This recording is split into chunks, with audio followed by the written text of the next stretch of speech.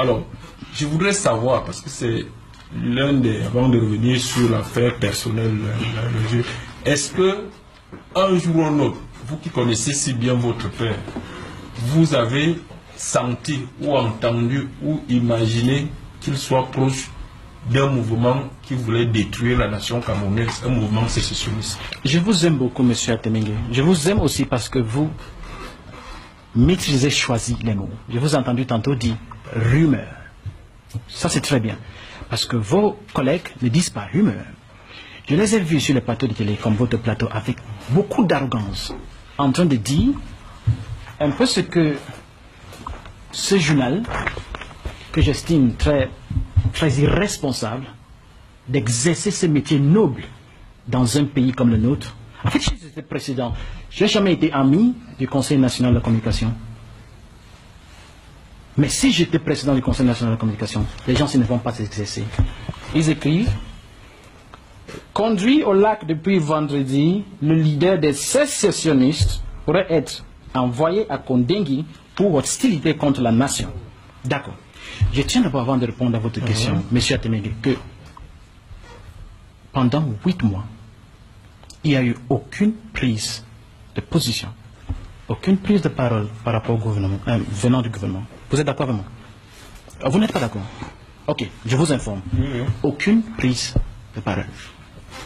Nous sommes habitués dans notre République, et j'apprécie beaucoup le ministre de la Communication, de façon spontanée, à chaque fois que quelqu'un est pris, je vais répondre. À chaque fois que quelqu'un est pris, il y a une conférence de presse. Même lui était. Les magistrats, 8 mois, l'État, aucune inculpation. Donc les services secrets camerounais, pendant 8 longs mois, ont fait leur travail et ils ont jugé inopportun, inutile d'inculper cet homme. Parce que, comme vous avez bien dit, c'était des rumeurs et ça reste des rumeurs. Comme cette rumeur, je vais vous dire, vous n'avez jamais entendu ça. Vous passez pour un militant du RDPC, mais beaucoup de gens comme moi savent que vous soutenez l'opposition, surtout le SDF, et vous les financez. Vous le savez aussi, n'est-ce pas? Bon, ça c'est autre chose. Non, c'est important. Non, c'est pas autre chose. Vos confrères vous écoutent. C'est important. C'est une rumeur. Non, c'est... Ah bon, c'est une rumeur. Qu'est-ce qui prouve, M. Atemengue, que vous êtes du RDPC? Parce que je sais que vous n'êtes pas du RDPC. J'ai une carte d'adhésion. Merci beaucoup. Je défends les valeurs du RDPC, nuit et jour, depuis 25 ans. Attendez, ce que vous avez dit est très grave, c'est important. Je voulais que vous en arriviez là. Je suis un élu. Et vous êtes tombé dans le piège. Vous avez une carte de membre. Oui. J'ai fait le tour de la République depuis 8 mois. Et j'ai demandé à tous ceux qui disent que mon père est leader des sécessionnistes de produire sa carte de membre. Personne n'a pu le faire. Pourquoi? J'arrive. Oui. Vous ne trouvez pas mes arguments convaincants? Je suis de nationalité camerounaise. Qu'est-ce qui prouve? J'ai ma carte d'identité. J'ai mon passeport. J'ai l'acte de naissance. Montrez-moi sa carte de membre. 8 mois. Personne, parmi vos collègues, a pu le faire. J'estime que votre père et vous jouez au cache-cache. Votre avis? C'est mon avis. Pourquoi? Parce que il n'a peut-être pas de carte de membre. Mais est-ce qu'il n'est pas possible?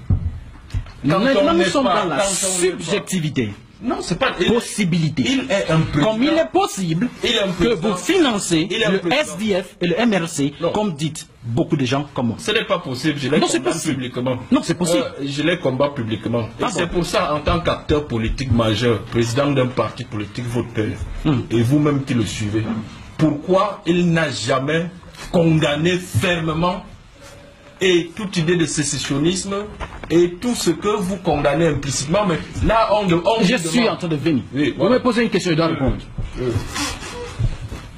Vous voyez ça? Oui. Monsieur Ayapol. Oui. 2014. Oui, oui. Vous pouvez lire pour nous? 2014. Attendez. 2016. 2016. Vous pouvez lire pour que les téléspectateurs... Il y a des aveugles qui ne peuvent pas. Qui ne peuvent pas lire. Pouvez-vous lire ceci pour qu'ils l'écoutent? Non, mais il n'est pas Vous dites? On va revenir. Il n'est pas exclu. Il n'est pas exclu. Il n'est pas exclu. Il n'est pas exclu. Non. Monsieur Paul Aya est président national d'un parti politique validé par l'État. Il était candidat présidentiel 2011, classé 5e pour un débutant. Bon. Il reste chairman de ce parti politique. Voici qui va en droit ligne avec ça. Voici son projet de société, article 101, fédération. Il n'est pas exclu. J'arrive. Oui, il n'est pas exclu. Il est toujours président de ce parti politique, monsieur Atemengue. J'aimerais que vous le dites à vos amis. Moi, Il est membre du pacte républicain, monsieur Atemengue. Écoutez, vous me posez une question, je dois répondre. Il est membre du pacte républicain. Madame Alice Sanjo ne dit pas le contraire. Il prépare les élections de 2018. Il fait partie de ce groupe de gentlemen qui veulent fédérer un candidat unique de l'opposition contre votre champion. Tant mieux. Et la même personne est sécessionniste, ça c'est très facile, ça c'est honteux venant de gens comme vous. Non, c'est pas honteux. Ce que je veux dire, c'est que le parcours politique de votre père est fait d'une inconstance que vous constatez. Votre avis, il est constant et rien. Non, mais je veux dire, il peut le faire. Il a été au RDPC. Et il a démissionné en 2010 du Il a RDPC. démissionné. Avant cela, il a voté contre la modification de la Constitution. RDPC, ça veut dire que lui et moi, nous étions camarades. Même si le RDPC a une diversité d'options, ça veut dire que nous partageons les mêmes fondamentaux. Il est sorti de là, première inconstance. Il est reparti dans créer un parti. Il est revenu de l'action politique et j'ai fait allusion à ces déclarations. C'est vos vérités, c'est vos vérités. C'est vos vérités. Déclarations de 2015. C'est vos vérités. Non, c'est pas mes vérités. Ces déclarations de 2015 n'avaient plus rien à voir avec ce qu'il disait en 2014. Donc en 2015, il a dit quoi? En 2015. Qui prône la sécession? C'est ce que vous dites? En 2015, quand ses amis politiques de son parti l'ont accusé de s'être prêté au rite républicain de la présentation de vœux au chef de l'État, au palais de l'unité, janvier 2015. Il leur a répondu, d'où d'ailleurs cette interview, il leur a répondu qu'il est tout à fait normal qu'un haut magistrat de son rang respecte l'institution républicaine. D'où cette interview très républicain et très modéré, qui n'avait rien à voir avec ce qu'il disait 6 mois avant en tant que président de parti. Non, ça c'est et on pensait qu'il était revenu totalement à la loyauté républicaine. Et ce que je ne vais pas résumer tout ce qu'il a dit ensuite dans ses pages Facebook, mais cela n'a plus rien à voir avec ce qu'il disait en 2015. Et vous ne pouvez pas imaginer. Et je suis c'est pas mon avis seulement. L'avis de votre parti. Et je suis contre l'idée que vous avez émise tout à l'heure que les services secrets l'auraient disculpé. Ah bon? Il a été interpellé dans le cadre d'une procédure judiciaire républicaine. Je peux vous poser une question? Je peux vous poser une question? Donc vous soutenez, donc vous soutenez l'enlèvement d'un haut magistrat en service, sa détention pendant 223 jours sans la moindre occupation. Vous soutenez ça? Je n'ai ni à soutenir. Est-ce que vous êtes... Quelle est votre appréciation? Vous n'avez aucune qualité. Citoyen. Quelle est votre appréciation de ça? Qu'un haut magistrat en service dans la plus haute juridiction ni vous ni moi n'avons tous les éléments qui ont justifié cette interpellation. Non. Êtes-vous d'accord que la loi a été respectée lors de son interpellation? Je suis un homme politique. Et moyennement les lois, je suis un citoyen et j'estime que... Je veux vous lire le droit. L'état de droit. J'estime que l'état de droit dont votre père a servi n'implique pas un certain nombre de choses. Parce que les mots que j'ai entendus, je n'ai aucune preuve. Les accusations portées contre lui, comme contre toutes les autres personnes, sécession, trahison, incitation à la rébellion. Êtes-vous d'accord qu'il n'a pas été inculpé? Je n'ai aucune preuve. Vous n'avez aucune preuve? Ni pour le... A-t-il été inculpé, M. Atemengue, pendant 8 mois? A-t-il été inculpé? Les Camerounais vous écoutent. A-t-il été inculpé? Le communiqué du chef de l'État ne l'a pas disculpé. Excusez-moi. Le communiqué du chef de l'État. Vous maîtrisez, vous venez de dire que vous ne maîtrisez rien par rapport à la loi et vous êtes en train d'apprécier la loi. Vous avez dit tout à l'heure que ce sont les services secrets qui n'ont trouvé aucun moyen pour le... Services de renseignement, c'est eux qui font dans le renseignement. Ils ne sont pas la magistrature, ils ne sont pas la justice. Donc la magistrature fait le travail de la police judiciaire. Selon vous. Mais c'est pas... Monsieur Atemengue, vous n'êtes pas informé, il faut que vous vous informez avant de venir sur un plateau posé avec un juriste. Je suis informé comme tous. Écoutez, monsieur Atemengue, écoutez les lois qui ont été violées.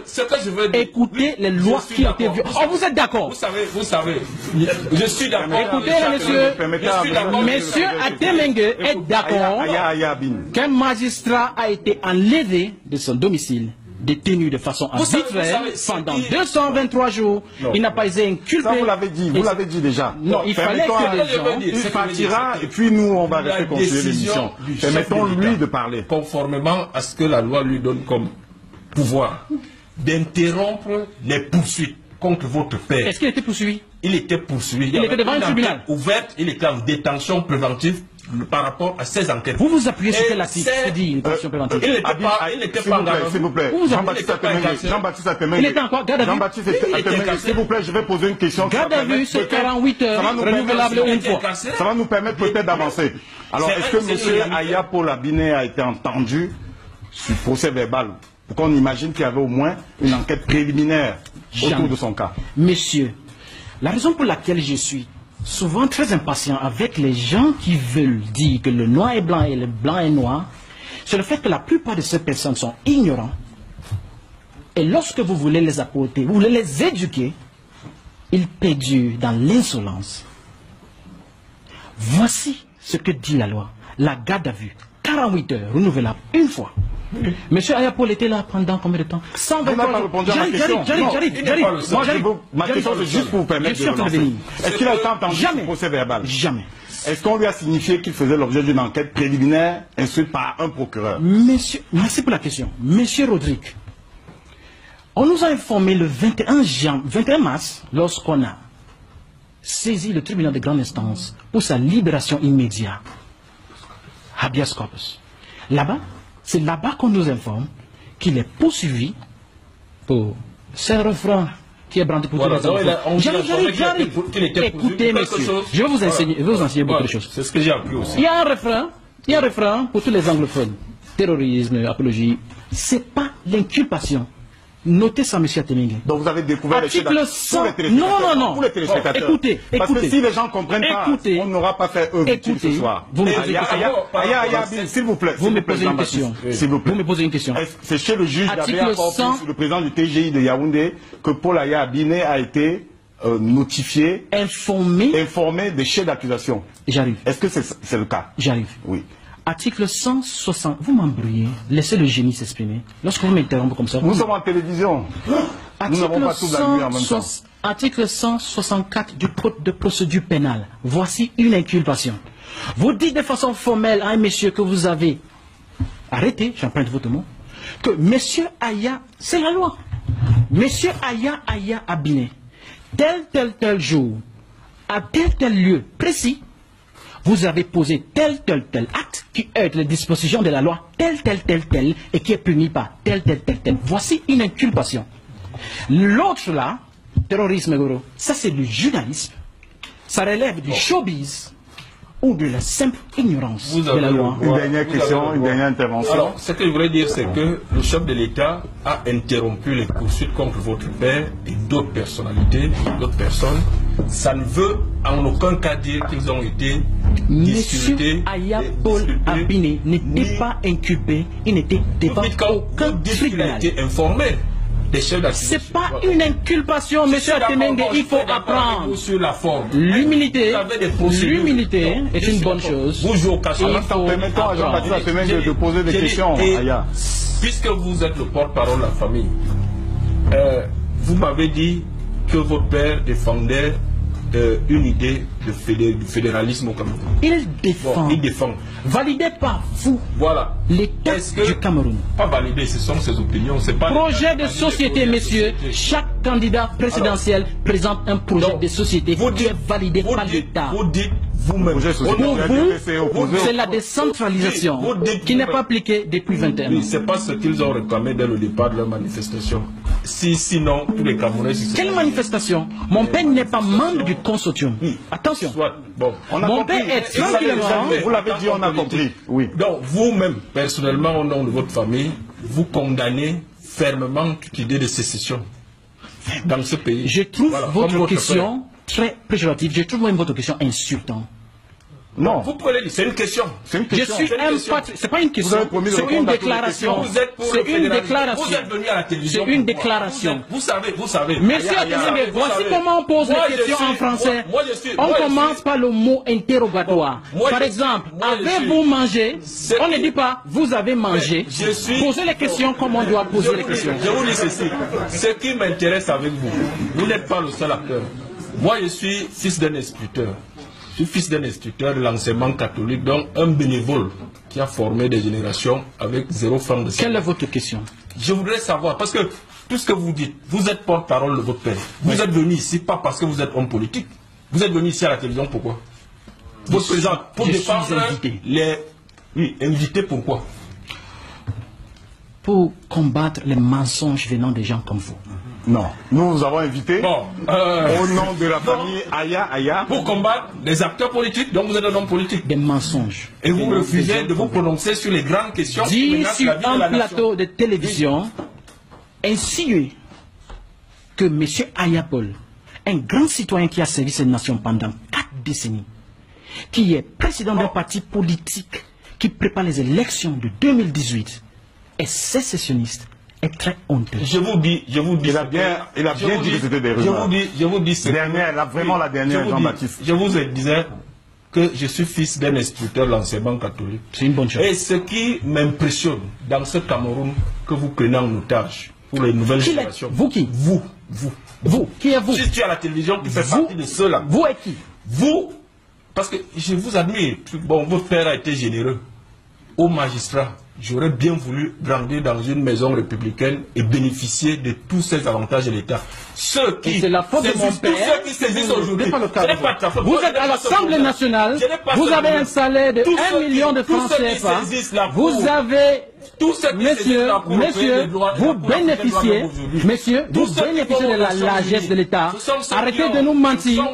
Vous avez 1 million de francs CFA comme salaire. Vous avez beaucoup d'avantages. Un véhicule Dior, vous avez les 8 millions qu'on donne annuellement pour... Ne dites pas que vous ne bénéficiez en rien venant de l'État. Ça, c'est le fruit de mon travail. Il faut retenir. C'est ce que je travaille aujourd'hui. Vous dites, c'est ce que je travaille aujourd'hui. Il ne faut pas mentir au Cameroun.